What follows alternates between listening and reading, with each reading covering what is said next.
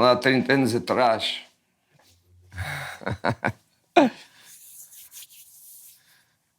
Engraçado. Isto aqui já não deve jogar ninguém, acho eu, mas pronto. Os bancos são os mesmos. Está tudo igual. Amora Futebol Clube. Vamos ali. Se calhar era giro vocês filmarem. Não sei. Para ali apanham o Amora. Daqui para lá. Faço ideia.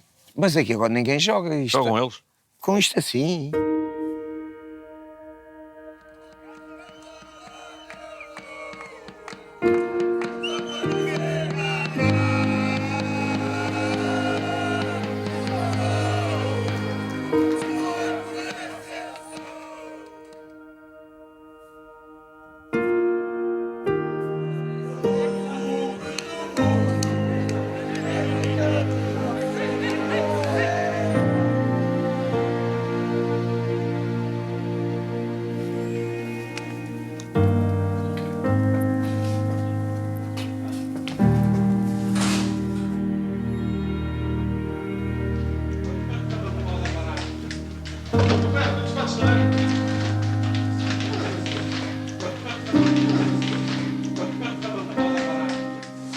Mais que as minhas palavras que eu possa dizer em relação ao presidente do Amora. Os parabéns, vocês tiveram uma ideia muito gira, porque vieram a um cenário onde eu comecei a minha carreira como treinador. Não sabia que fazia 30 anos. Qual é que é? Qual é? Essa faz, tem 3. 1-2. Bora. Eu hoje sou treinador, devo essencialmente a uma pessoa que já não está cá. Na altura era presidente do Amora, Mário Rui. Eu ainda era jogador. Eu estava a jogar numa equipa no fim da minha carreira que chamava-se Almacilense. E estávamos a jogar, Almacilense, Amora.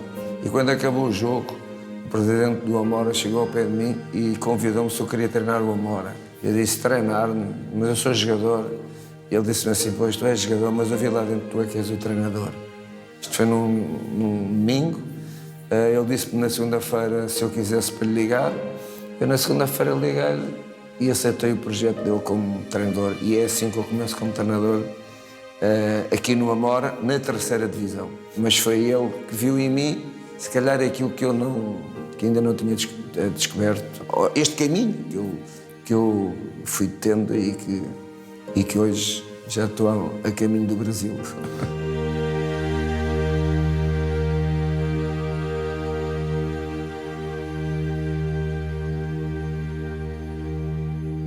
Jorge, Brasil sempre foi um sonho. Não emigrar, mas o futebol brasileiro. O que é que esperas emprestar ao futebol brasileiro durante este ano? Sabemos que o Brasil é a pátria do futebol, porque nós, portugueses, habituámos a que o Brasil ganhasse vários campeonatos do mundo. Eu, como miúdo, quando Portugal não jogava, eu era do Brasil, como todos os miúdos do meu tempo, não é? Seleção de 82 ainda hoje se fala, não é? A seleção de 82, lembro-me daquelas seleções do México, do Testão, a dupla Testão e Pelé, Jairzinho e Rivelino. Lembro-me disso tudo. Dos jogadores que mais ficou na minha retina foi o Zico. O futebol brasileiro, o campeonato do Brasil, as pessoas não têm noção nenhuma que aquilo... Eu atrevo-me a dizer que é o campeonato mais competitivo do mundo.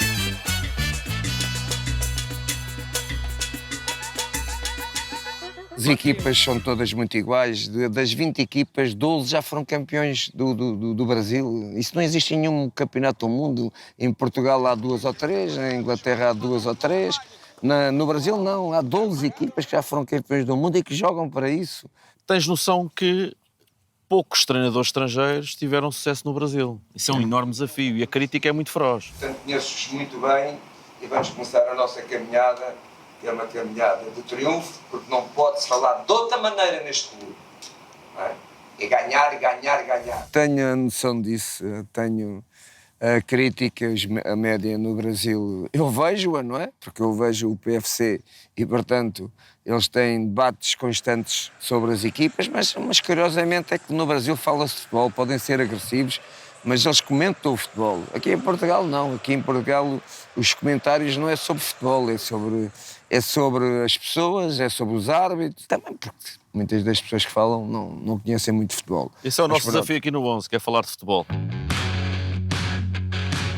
Agora que estás no Brasil, o teu trabalho no Brasil também é esse, para além de ganhar, é revelar novos talentos? Eu sempre tive uma paixão pelo jogador brasileiro, porque tu, para fazeres esse caminho, não é como agora vou ao Brasil. Agora vou ao Brasil e vendo de cidade para cidade, de jaco particular. Lá andava de carro, 700 km, 800 km, ninguém tem ideia o que era aquelas estradas, buracos deste tamanho, não é? À procura de jogadores, e pronto, e fazia parte do que era hoje a minha vida. Hoje, felizmente, não preciso, hoje os clubes todos têm departamento de scouting. Já vieram muitos jogadores e ex-jogadores, particularmente o Júlio, mas outros também, falar do acerto da decisão do Flamengo. O que é uma boa época para ti? É ser campeão? Esses dois objetivos de Libertadores e Campeonato do Mundo, para além do nome de Flamengo, não é? Como eu costumo dizer, Flamengo é Flamengo, que me entusiasmou muito aceitar esta ideia. Nunca falei com nenhum meu jogador que tivesse jogado no Flamengo. Não foi fácil. O meu agente não ficou muito satisfeito por eu tomar esta opção, porque ele tinha algumas equipas de Inglaterra com quem ele tinha praticamente as coisas acordado. E eu tomei uma decisão, sem lhe dizer nada, quando soube isto do Flamengo. Não tive dúvida. Era aquilo que eu queria, acho que era a equipa que se enquadrava comigo, era um sonho. 10 anos sem ser campeão, o Flamengo. Sim, desde 2009 o Flamengo não ganha, o único título que ganha é de 2013 uma Supercopa do Brasil, e eles dão uma importância muito grande, eles dão mais importância, não dão mais, mas não tão importância à Supercopa como ao campeonato.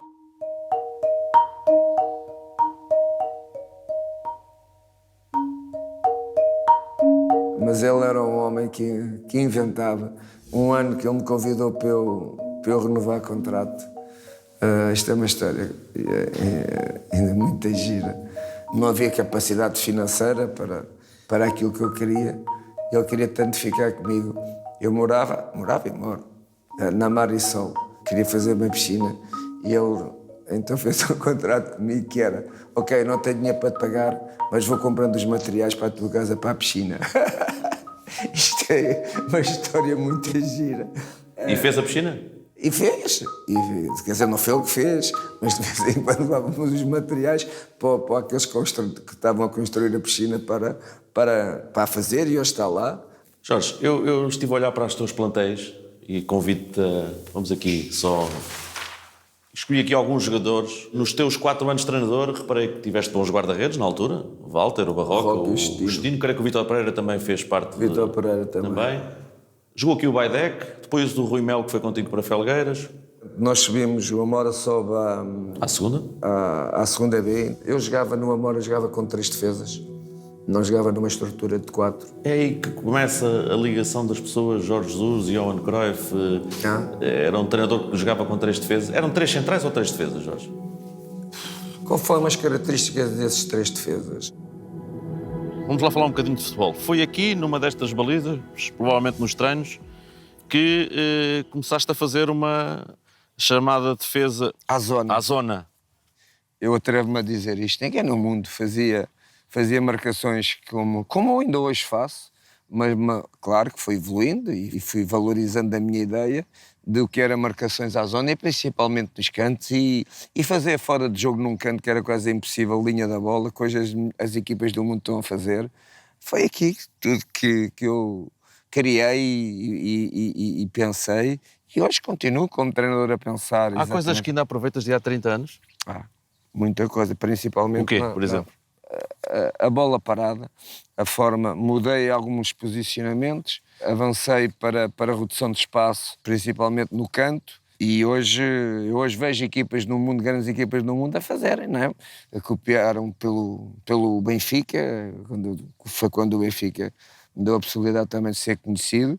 O Guardiola tem uma frase que diz: se querem ver quem defende bem, olhem para o Benfica, não é? Muito marcante, olhando para a tua carreira, sempre a presença dos presidentes. Falaste há pouco do Cabral Ferreira, do Mário Rui aqui, do Sidónio Ribeiro, também foi creio que um presidente marcante na tua... O Sidónio Ribeiro nunca foi presidente. Era o dono, era o proprietário, era o faz-tudo no Felgueiras. Era o que mandava no Felgueiras e depois punha um presidente, mas ele é que decidia tudo. O Sidónio Ribeiro é que me levou, portanto, do Amora para o Felgueiras. Foi ele que também acreditou em mim, que deu uma possibilidade de treinar uma grande equipa, ou ter capacidade financeira para criar uma equipa para subir divisão, que era o Felgueiras. Foi isso que fizemos e subimos divisão. E depois também, mais ou menos aqui como no Amora, tive várias épocas no Felgueiras. Olhando para estes 30 anos, ficou esse legado no Sérgio Conceição, no Paulo Fonseca, no Silas, que está agora a começar. Achas que os influenciaste? No Abel. Achas que os influenciaste positivamente? Eles podem dizer isso melhor que eu. Que eu comentei algumas vezes sobre deixar algum legado ou alguma coisa que tivesse influência na carreira deles. Por exemplo, o Paulo Fonseca, antes de treinar o Porto, quando ele começou a carreira dele, falávamos várias vezes e ele referia-se a isso. O Silas fala muito sobre isso. O Sérgio da Conceição não tanto. E o Abel também muito pouco, mas foi bom jogador. O Abel foi bom jogador também no Guimarães.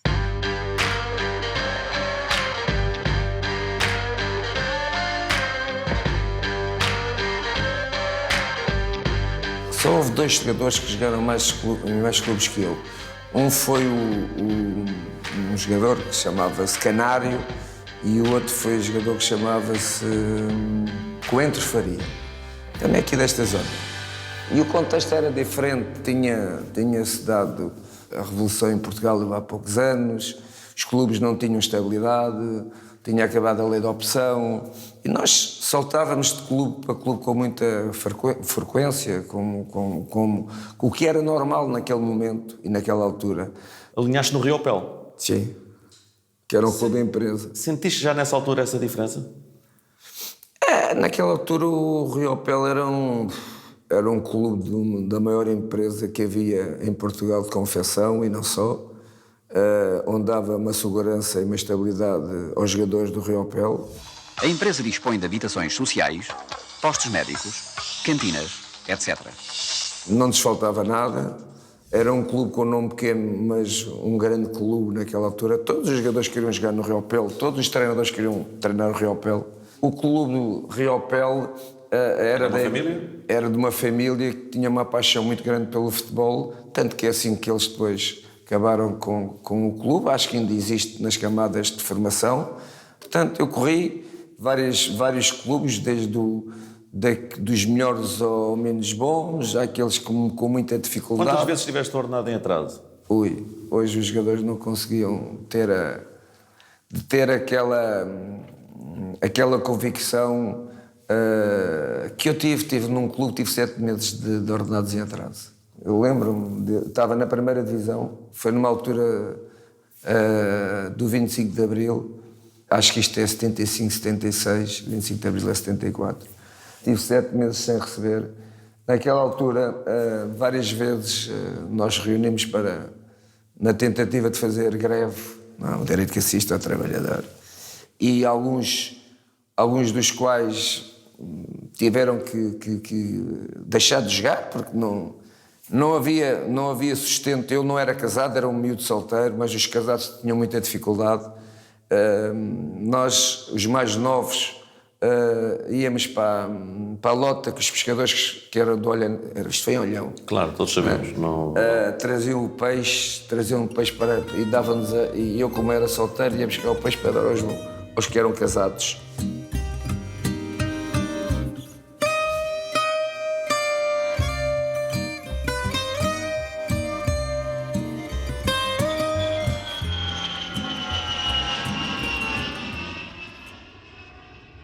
experiência na Arábia Saudita. As pessoas olharam e olham, se calhar, para o futebol da Arábia Saudita como uma coisa muito distante e um Eldorado para se ir ganhar dinheiro para os treinadores, para os jogadores. Saíste da Arábia Saudita mais rico enquanto treinador? Muito mais. Eu nunca pensei sair de Portugal. Nunca pensei. Porquê? Porque eu tive, quando treinador do Benfica, principalmente do Benfica, vários convites de Atlético de Madrid, Valência, Mónaco, Milan. Quem é que rejeitou a Milan? Rejeitei eu. Milan, hoje não rejeitava, mas naquela altura rejeitei. Porque eu era um treinador muito bem pago, não é? Continuas a ser? E continuo a ser. E para sair de Portugal para o estrangeiro, alguma coisa tinha que me motivar, não é? Ou o clube... Mas o que é que te motivou na Arábia Saudita? Foi depois de lá ter chegado? Ou financeiramente.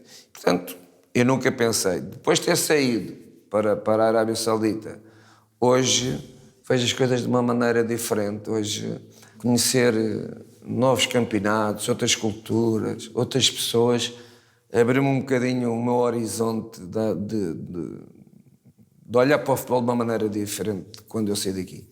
A Arábia Saudita, para mim, ensinou-me a respeitar mais tudo o que é o futebol. O espectador, os adversários, a cultura, da cultura do futebol.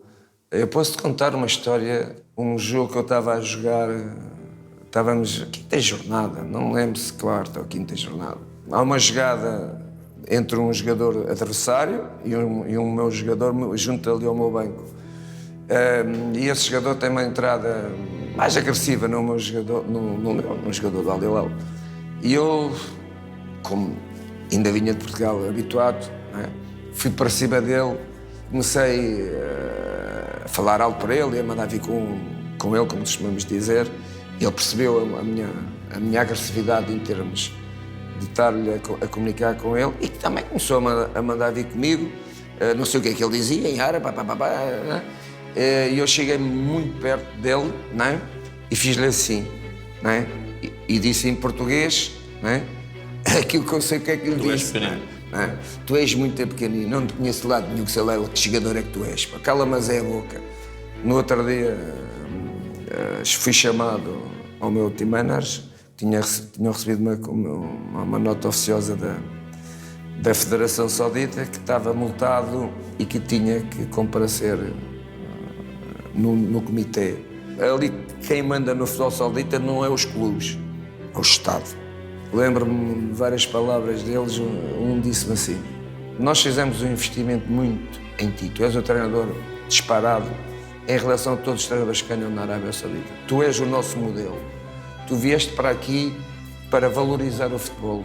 Tu vieste para aqui para que os adeptos tenham os olhos em ti. Não é só no taticamente, isso é um problema da tua equipa, não é meu, não é?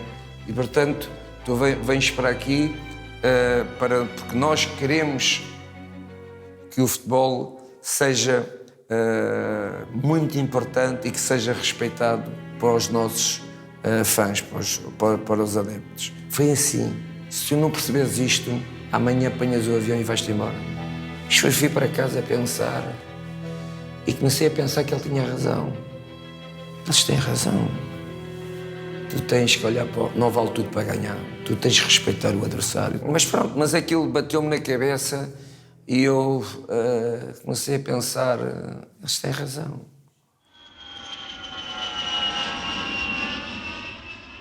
Não vale tudo para ganhar. E aqui em Portugal, não. Portugal é ao jogo fora do campo. Já estou farto de dizer isto. Eu fui um dos culpados.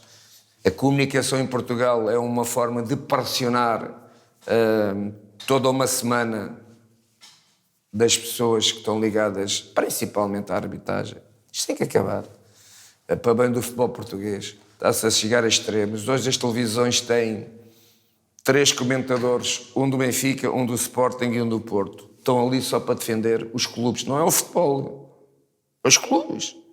Hoje terias feito diferente quando disseste que a importância da comunicação no jogo? Terias feito diferente? Sim, era isso que referia, porque é uma pressão muito grande em quem decide, quem nomeia os árbitros, de quem os árbitros, como é óbvio, isto é um país pequeno, também sentem-se pressionados. As tentativas que têm feito até a bater aos árbitros na vida privada deles, sei lá, pintar as casas deles, tentarem agredir em sítios públicos. Isto é tudo derivado à comunicação e à pressão que se faz durante a semana. Não é? E tu e eu na Arábia Saudita, flash interview, árbitros, falar de árbitros, não podes. Hoje não vale tudo para se ganhar. E em Portugal tem que mudar radicalmente esta linguagem de que a pressão dos médias em cima dos árbitros. O clube hoje, os três grandes, até o Braga, que já é um grande, já está em termos de infraestruturas, já está ao nível dos três grandes. O presidente do Braga tem feito um trabalho espetacular. Também foi outro presidente com quem eu trabalhei e que gostei muito de trabalhar com ele. Aliás, aprendi com todos e gostei de trabalhar com todos, menos com um. Mas pronto, mas isso já faz parte do passado.